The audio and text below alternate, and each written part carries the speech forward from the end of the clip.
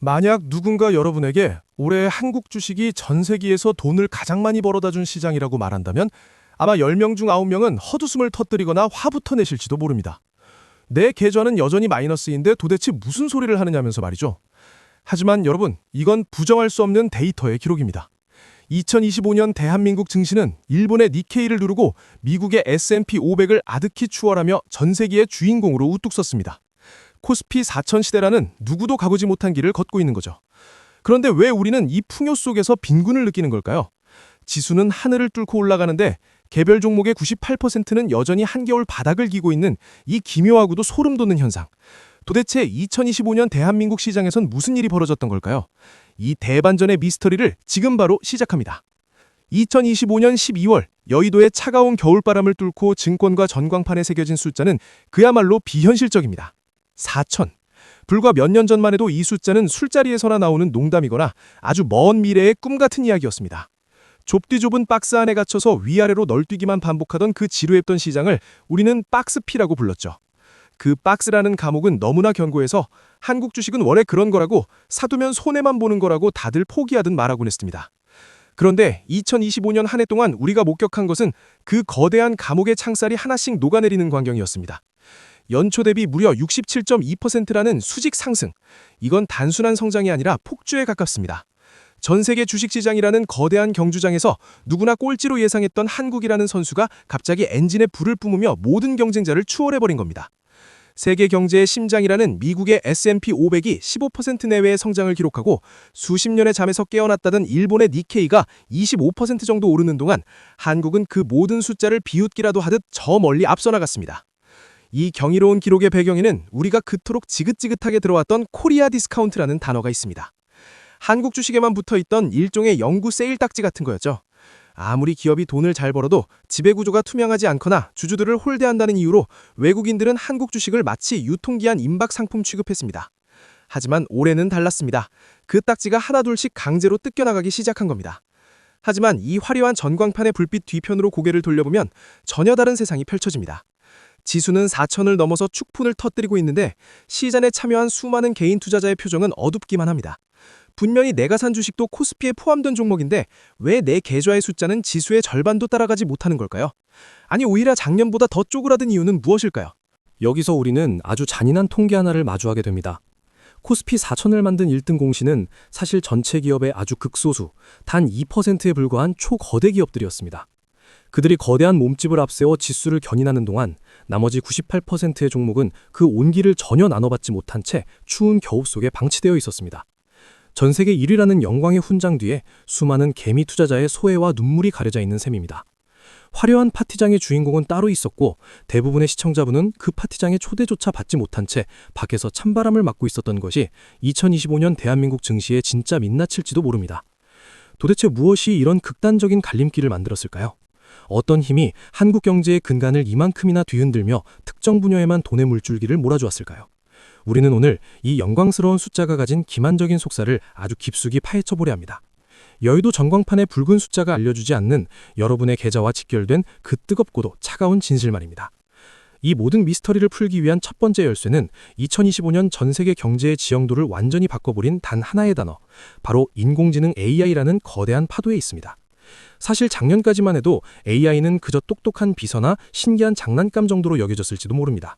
하지만 2025년에 들어서며 상황은 완전히 반전되었습니다. 전 세계는 지금 보이지 않는 총성 없는 전쟁 중이고 그 전쟁의 핵심 무기는 다름 아닌 지능을 가진 반도체였습니다.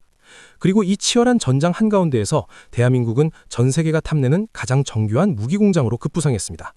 우리가 흔히 말하는 AI 반도체, 그 중에서도 고대역 폭 메모리라 불리는 HBM은 데이터를 처리하는 데 있어 일반적인 도로가 아닌 16차선 초고속 고속도로와 같습니다. 인공지능이 더 똑똑해지려면 엄청난 양의 데이터를 한꺼번에 처리해야 하는데 이 고속도로를 깔 수 있는 기술을 가진 나라는 전 세계에서 손에 꼽습니다.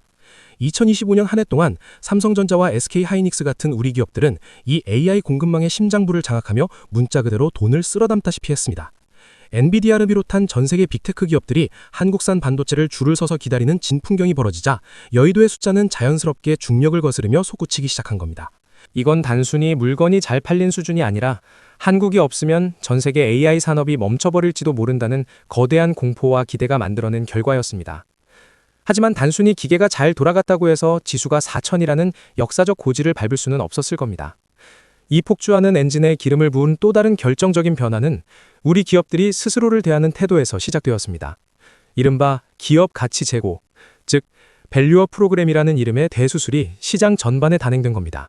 그동안 한국 주식시장은 돈은 잘 벌지만 주주에게는 짜다는 평판 때문에 전 세계 투자자들에게 외면받아왔습니다. 하지만 2025년은 그 고집스러운 관행이 부서진 원년이었습니다. 기업들이 곳간에 쌓아두었던 막대한 현금을 풀어 자사주를 사서 불태워버리고 배당을 대폭 늘려 주주들에게 돌려주기 시작했습니다. 투자자들 입장에서는 주가 상승이라는 시세 차익뿐만 아니라 주식을 들고만 있어도 들어오는 짭짤한 수익까지 챙길 수 있는 매력적인 시장으로 탈바꿈한 겁니다. 드디어 제값을 치르겠다는 전 세계의 큰손들이 몰려들기 시작한 배경입니다. 여기에 시장의 물기를 터준 정책적인 결단들도 한몫했습니다. 주식시장을 활성화하기 위해 낡은 제도들이 대대적으로 정비되었고 시장의 유동성이라는 이름의 뜨거운 피가 돌기 시작했습니다. 투자 심리를 자극하는 새로운 제도적 장치들이 속속 도입되면서 한때 부동산으로만 쏠렸던 거대한 자금들이 다시 증권시장으로 방향을 틀어 거세게 밀려 들어온 겁니다. 결국 2025년의 이 압도적인 상승은 AI라는 시대적 천운과 밸류업이라는 뼈를 깎는 자기 혁신, 그리고 이를 뒷받침한 시장의 유동성이 만들어낸 완벽한 삼박자의 결과물이었습니다. 하지만 이 뜨거운 축제의 열기 속에서 우리는 아주 중요한 사실 하나를 잊고 있었습니다. 엔진은 뜨겁게 달아올랐지만 그 엔진이 끌고 가는 열차의 모든 칸이 똑같이 달리고 있지는 않았다는 점입니다. 1등 칸의 승객들이 샴페인을 터뜨리는 동안 뒷칸에 타고 있던 대다수의 승객은 왜 여전히 덜컹거리는 불안함과 소외감을 느끼고 있었을까요? 이제 우리는 이 화려한 지수 상승의 마법에 가려진, 어쩌면 여러분의 계좌가 여전히 차가운 이유이기도 한 그 잔인한 온도차의 실체를 들여다보려 합니다. 잠시 상상해보세요. 대한민국 전체 주식시장이 100층짜리 거대한 빌딩이라고 한다면 올해 이 빌딩의 높이를 올린 것은 꼭대기층에 사는 단 두세 명의 거인들이었습니다. 이 거인들이 어깨를 으쓱할 때마다 빌딩 전체의 높이는 쑥쑥 올라가지만 정작 아래층에 사는 수많은 이웃은 천장이 무너지는 것을 걱정해야 하는 기막힌 상황이 벌어진 겁니다. 2025년의 주식시장은 그 어느 때보다 똑똑해졌지만 그만큼 더 잔혹해졌습니다. 돈의 흐름은 마치 좁은 깔때기를 통과하듯 특정 산업과 특정 기업으로만 무섭게 쏠렸습니다. 반도체라는 거대한 태양이 너무나 밝게 빛난 나머지 그 주변에 있던 전통적인 제조업이나 우리 삶과 밀접한 내수 관련 종목들은 오히려 그 그림자에 가려져 시들어버리고 만 겁니다. 지수는 세계 1위지만 내 지갑은 세계 꼴찌처럼 느껴지는 이 기묘한 불균형. 이것은 단순히 운이 없어서가 아니라 2025년 전 세계 자본이 한국 시장을 소비하는 방식 자체가 완전히 바뀌었기 때문입니다. 그렇다면 이 쏠림 현상은 우리에게 무엇을 말해주는 걸까요? 단순히 운 좋게 반도체 주식을 잡지 못한 사람들의 푸념일까요? 아니면 한국 경제가 직면한 또 다른 형태의 거대한 위기 신호일까요? 이제 그 화려한 지표들 사이에 숨겨진 함정들을 하나씩 짚어보며 우리가 놓치고 있었던 시장의 양면성을 정면으로 마주해보겠습니다. 지수가 세계 1위라는 성적표를 받아들었을 때 우리는 모두가 함께 웃는 축제를 상상했습니다. 하지만 막상 뚜껑을 열어본 2025년의 진실은 생각보다 훨씬 더 차갑고 날카롭습니다. 4천이라는 숫자가 주는 화려한 작시현상을 걷어내면 그 안에는 철저하게 선택받은 자들만이 살아남은 기울어진 운동장이 자리 잡고 있기 때문입니다. 여러분이 매일 아침 주식 앱을 켜면 느끼는 그 답답함, 지수는 오르는데 왜 내 종목만 제자리 걸음일까 하는 그 의문은 결코 기분 탓이 아닙니다. 이것이 바로 우리가 목격하고 있는 지수의 함정입니다. 특히 전통적인 제조업이나 내수 중심의 기업들이 겪고 있는 소외감은 처절할 정도입니다. AI라는 화려한 조명이 반도체와 첨단 기술주만을 비추는 동안 우리 경제에 허리를 지탱해온 수많은 기업은 역대급 수출 실적이라는 뉴스 기사가 남의 나라 이야기처럼 들릴 뿐이었습니다. 고금리와 물가 상승의 여파로 꽁꽁 얼어붙은 내수 시장을 버텨내느라 숨이 턱끝까지 차오른 상황에서 자본의 물줄기는 오직 글로벌 경쟁력을 갖춘 슈퍼스타들에게만 쏠렸습니다. 이런 현상은 투자자들에게 아주 위험한 신호를 보냅니다. 지수가 오르니까 언젠가 내 종목도 오르겠지라는 막연한 희망 고문이 시작되는 것이죠. 하지만 2025년의 시장은 그 어느 때보다 냉정했습니다. 과거처럼 모든 종목이 함께 오르는 대세 상승의 시대는 끝났고 철저하게 실적과 미래 가치가 증명된 곳으로만 돈이 몰리는 선택과 집중의 시대가 도래한 겁니다. 산업의 패러다임이 바뀌는 거대한 전환기에는 살아남는 자와 도태되는 자의 거리가 빛의 속도로 벌어진다는 사실을 우리는 지금 이 화려한 4,000포인트 시대에 뼈아프게 목격하고 있습니다. 결국 지수가 4천을 넘었다는 것은 대한민국 경제 전체가 건강해졌다는 신호라기보다 한국이 가진 특정 무기가 전 세계 시장에서 독보적인 가치를 인정받았다는 뜻에 더 가깝습니다. 그 영광의 그늘 아래서 이름 없는 수많은 기업은 여전히 생존을 건 사투를 벌이고 있고, 그 기업들의 믿음을 보냈던 개인 투자자들은 소외라는 이름의 가장 고통스러운 형벌을 받고 있는 셈입니다. 이것은 단순히 주가가 오르고 내리는 문제를 넘어 우리 경제의 체질이 어떻게 바뀌고 있는지를 보여주는 아주 중요한 단서입니다. 누군가에게는 단군 일의 최대의 기회였지만 누군가에게는 지켜보는 것조차 고통스러웠던 2025년의 주식시장. 이 기묘한 불균형의 끝에는 과연 무엇이 기다리고 있을까요? 그리고 우리는 이 잔인한 온도차를 극복하기 위해 이제 어떤 준비를 해야 하는 걸까요? 축포 소리가 잦아들고 차가운 현실의 공기가 느껴지는 지금, 우리는 다시 한번 냉정하게 우리의 계좌와 미래를 점검해 봐야 합니다. 화려한 파티는 끝을 향해 가고 있고, 이제는 파티장의 조명이 꺼진 뒤에 찾아올 진짜 겨울을 대비해야 할 시간입니다. 이제 우리는 2025년의 이 뜨거운 열기를 뒤로하고 다가올 2026년이라는 새로운 전쟁터에서 살아남기 위한 생존 배낭을 꾸려야 합니다. 오늘 당장 여러분의 서랍장을 정리하듯 여러분의 계좌를 다시 들여다봐야 할 시간입니다. 가장 먼저 해야 할 일은 사랑과 이별하는 법을 배우는 것입니다.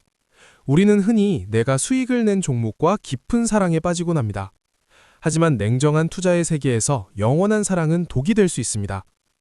올해 나에게 커다란 수익을 안겨주었던 효자 종목이라 할지라도 그 가치가 이미 주가에 충분히 반영되지는 않았는지, 혹은 내가 모르는 사이 산업의 물줄기가 다른 곳으로 바뀌지는 않았는지 냉정하게 따져봐야 합니다.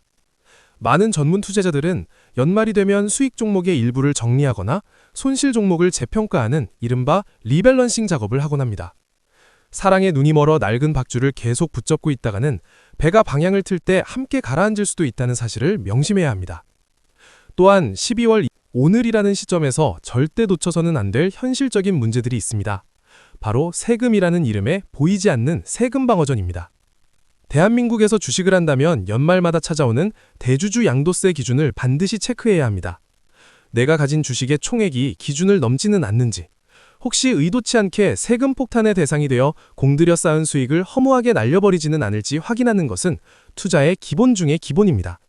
여기에 13월의 월급이라 불리는 연말정산과 연계된 전략도 챙겨야 합니다.